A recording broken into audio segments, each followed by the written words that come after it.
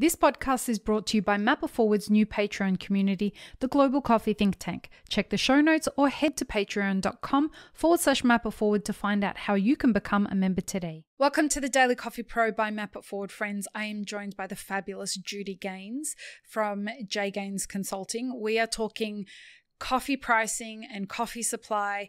And before we get started, if you haven't checked out Judy's LinkedIn, check it out. Also, Judy, tell us about your mailing list. Okay, so I spend most of my time publishing subscription-based reports. I have a Coffee Weekly, Coffee In-Depth report. I actually do 5 titles, but the others are a combination of covering the other soft commodities. And so that's my income. That's what keeps the lights on, is selling the reports. And how do people get access to it? Oh, you can go to my website and link in the show notes. Yep. And so JGanesConsulting.com. And I could always send samples. And so I publish a Coffee Weekly and in-depth report. And I try to, same way as I'm talking to you right now, in the report, I try and create the story and make it understandable for people to be able to relate and not be lost as I go through my thread of fundamentals. And I always have graphs and tables and always available to anyone to also answer any questions about the reports. And it ties in quite well with Taka insights, right? Like the data that's in Taka. So Taka is big data. So, 1,200 weather stations mapped in Brazil. And so what I'm doing is helping to create this dashboard with all these insights on Taka and a prediction model based on that, predicting the Brazilian crop for the year forward before it ever flowered. And so it's amazing, some things that we're doing with huge data. But that's just the dashboard and the indicators, whereas my reports kind of weave the fundamental story and you could read and understand it, and the titles align with everything that I'm saying. So you could do like the snappy read through and then go back to it. Yeah, great. Who in the coffee industry, on the consuming end of the coffee industry, who are the kinds of people that would get benefits from signing up to this subscription? No, anyone. I mean, straight through the value chain, because everybody needs education and learning and knowledge and an unbiased source. Yeah, you don't have a pony in this race, That's correct. Which is why I love getting information and having conversations with you about this stuff, because you're not skewing it one way or the other. You're just talking about the data. I'm just telling you my numbers and what I see. And, I've been around the block a few too many times here. and therefore something like talking about, in 1997, well, I've input the certified stock data daily since then, right? Yeah. Or the Green Coffee Association stocks or the ICO stocks. And, I have my little stock calculator for all these penalties. And so I have this, tremendous database, and that's what I use to craft my reports.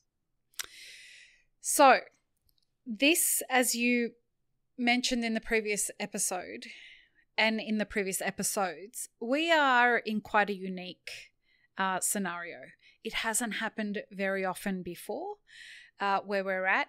Add to that, we are in, as a globe, a very interesting time that are influencing all different parts of the supply chain. On the consuming end of the supply chain, labor shortages, inflation, geopolitics, a whole bunch of stuff is going to impact how the consuming end of the supply chain is going to have to be reshaped, or will reshape itself over the next decade. And we are really at the beginning of that. We've been warning about it for about 18 months at least on this podcast.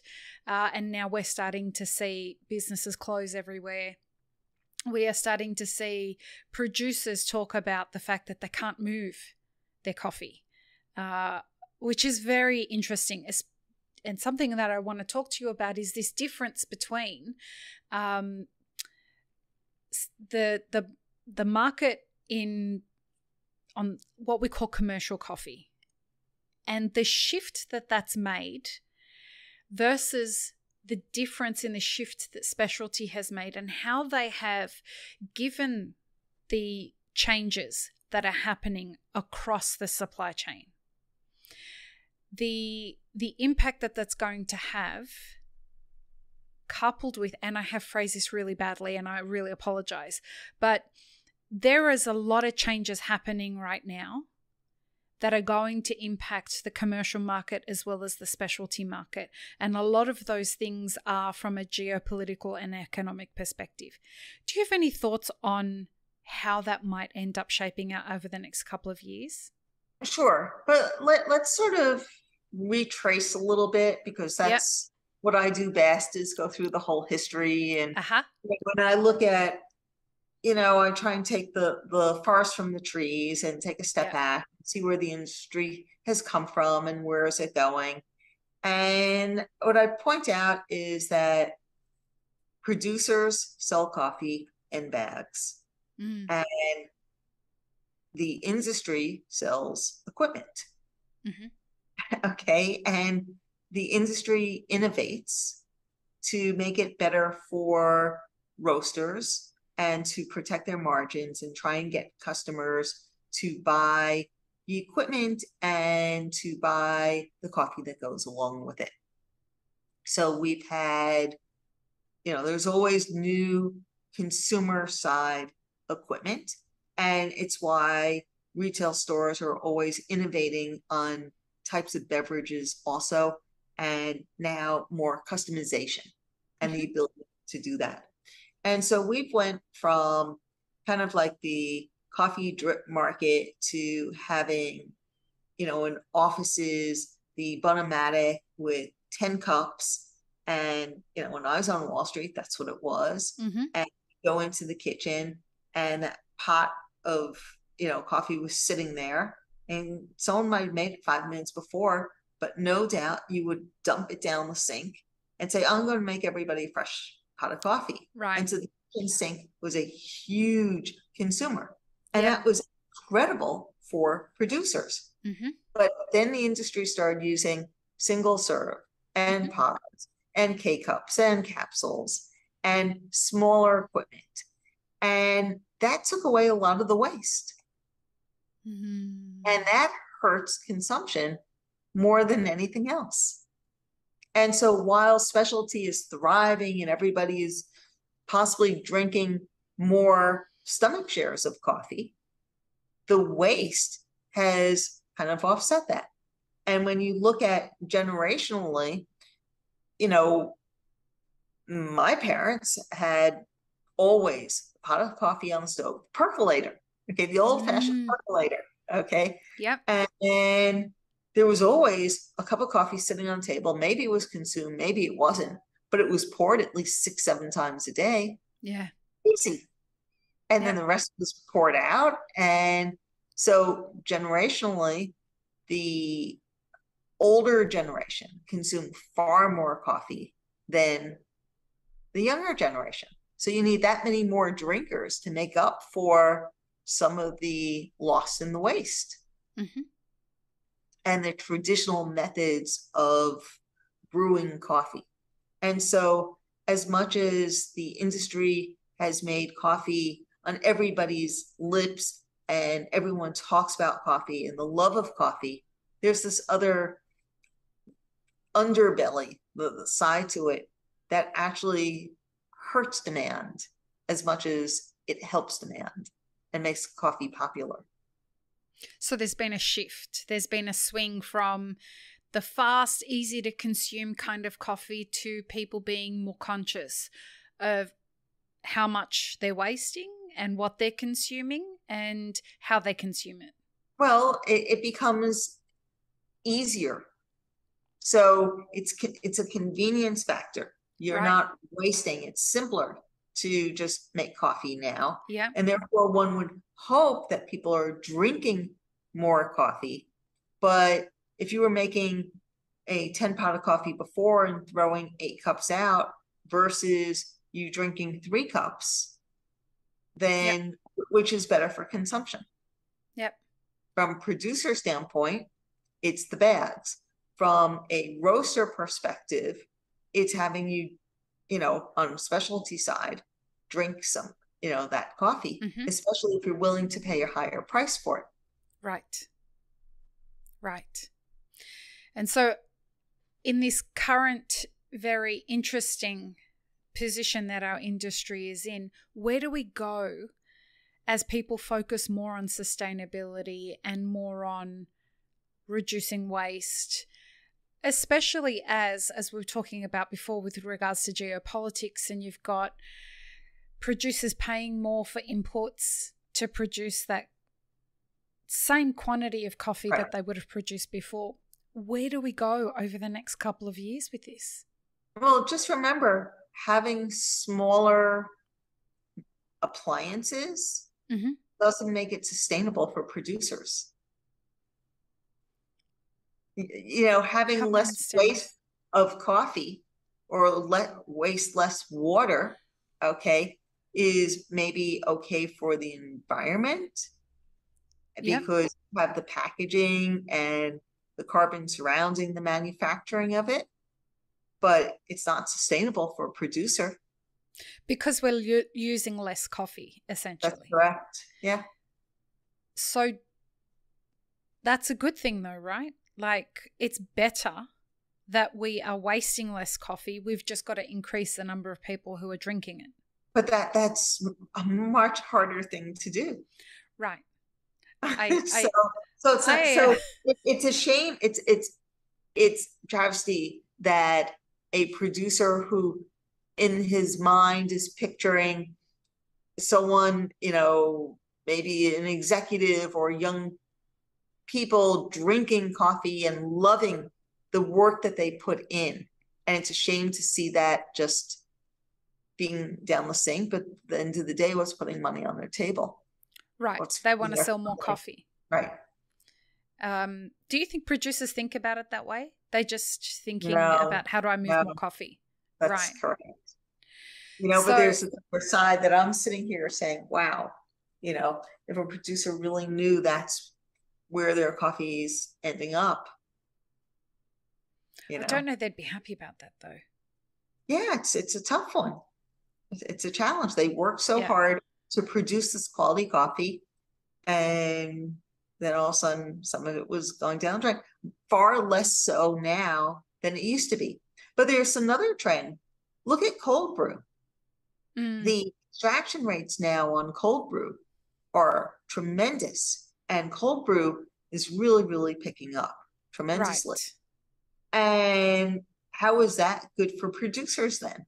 It's great for roasters. Right. But when it comes to producers and you have higher extraction rates, then you need less coffee. What I think is also interesting about that is the role that inflation's playing, is going to continue to play on people's sensitivity to waste. So people are going to want to make sure not only that they pay a fair price, within their budget for the amount of coffee that they're buying, that they use everything they can. Right. They're not going to let all of that coffee go to waste. And especially higher priced coffee. Well, I wonder if it's not all coffee. But especially higher priced coffee.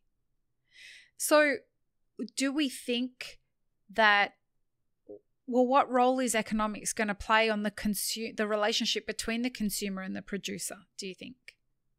Well, it's tricky because there's two sides to this. One is that if people aren't indulging on more expensive things, maybe they're just not willing to give up on their coffee. Right. And it's an affordable luxury, right? It's an absolute affordable luxury. And coffee drinking is habitual, and they're going to still drink the 2 cups or 3 cups a day, especially if the caffeine is the driver for you. Right. It's really not going to change that.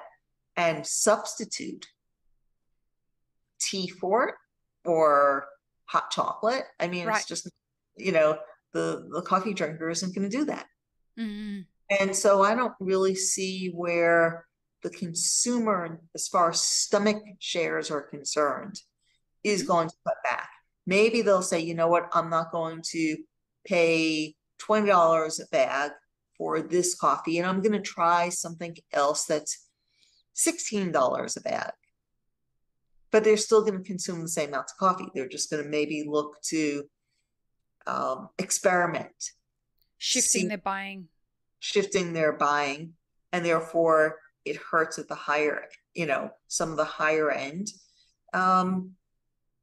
But from the consumption side, there isn't going to be that much change. So I don't see suddenly consumption falling. Where you see it being hurt is on food service. So what happens is in restaurants, if restaurants are trying to economize, they're going to look for every single way to save nickels and, you know, and pennies. Yep. And they might not give a free second cup. They might not put the coffee pot on the table, but pour it. And therefore that hurts consumption. Which hurts producers. Again, it goes back to trying not to waste as much, or they might not do the free top off. Or in cafes, if they have such pressure from rent going up and wages going up and every other ingredient going up, and they might not want to pass that on to consumers, they might shrink their cups a little bit and buy a 10-ounce cup instead of the 12. It's all happening. Right. That's exactly what's going on. And so that hurt. In the end, it's always the producer that's hurt from that, from all these small actions. Wow. Would you say that the producer and the consumer need to get more aware of each other's positions? Or do you think that the economic pressure that is placed on both of them right now is going to distract them from the sensitivity to each other? No, because I really think that at the end of the day, the coffee industry, and the reason why we love the industry so much, is because it is a very socially aware, a very, very in-tuned industry compared to many others. And I think that that doesn't go away. And I don't think that many of the companies who are heavily invested in helping producers are going to say, well, I can't afford to do this anymore, and I'm going to cut back and scale back on these programs. I don't think they're going to turn their back on that, because that's part of their credo. That's what makes some of the companies who they are and why consumers buy from them, because they have that social sector and drive. And so I think that people, you know, companies have to be very mindful of that. And I don't think they're going to do anything that's going to jeopardize their reputation. Yeah, it'll be interesting to see or at least how that and that was my point. I hope it doesn't, but it'll be interesting to see what role human nature plays in that. Now, Judy, we've got one episode left of this series. Let's go and have that conversation. Okay. Peace, love, and peanut butter, everybody. Have an amazing rest of your day. Thanks, friends. If you enjoyed this video, here's what you should check out next. Consider supporting Map It Forward on Patreon, and be sure to subscribe and hit the notification bell before you leave.